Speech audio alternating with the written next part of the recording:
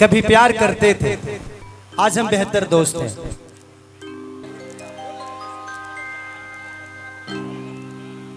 कि प्यारे नहीं खेल खल,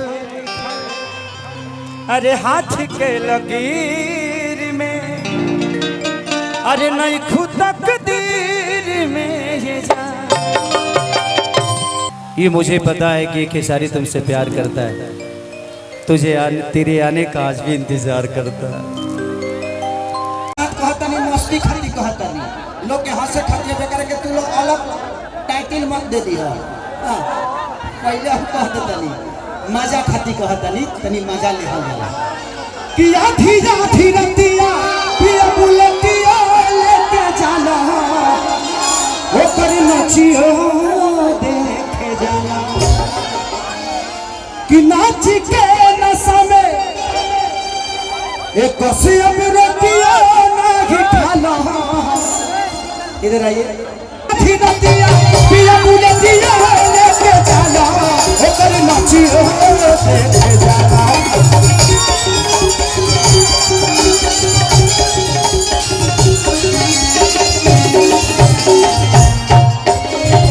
नाच के नशा में रतिया नहीं खाला, रतिया नहीं खाला।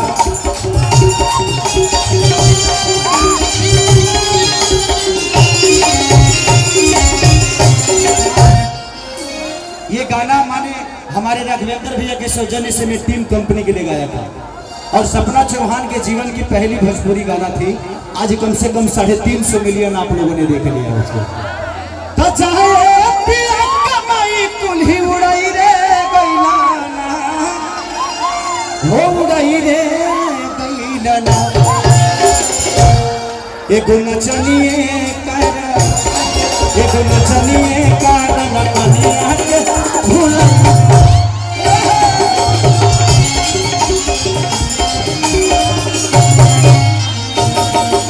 नचनिए कारण कनिया के भुलाई रे गईला।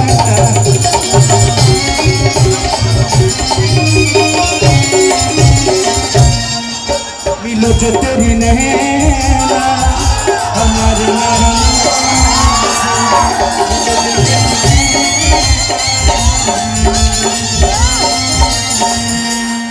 क्यों नहीं हो नहीं है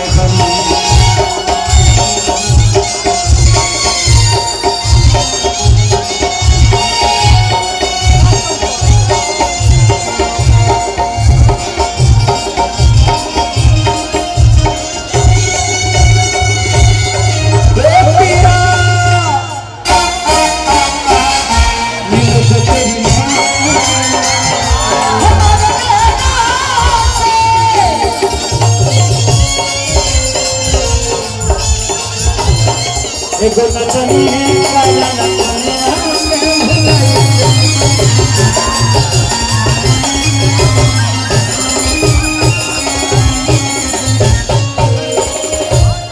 औरतिया कहती है कि छोरी के गईला लागल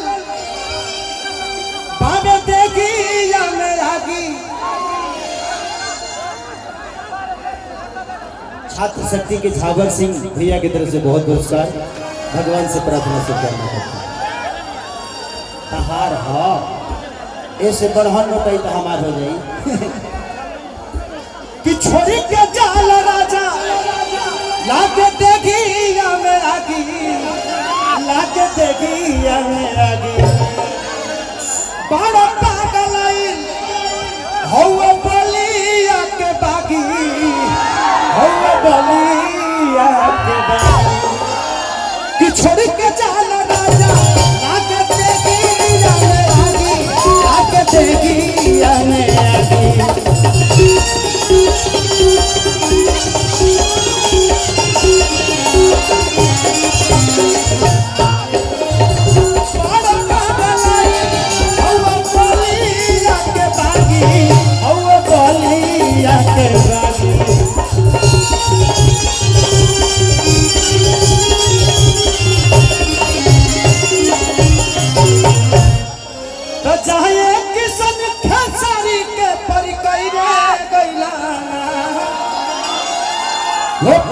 भुलाई रे गईला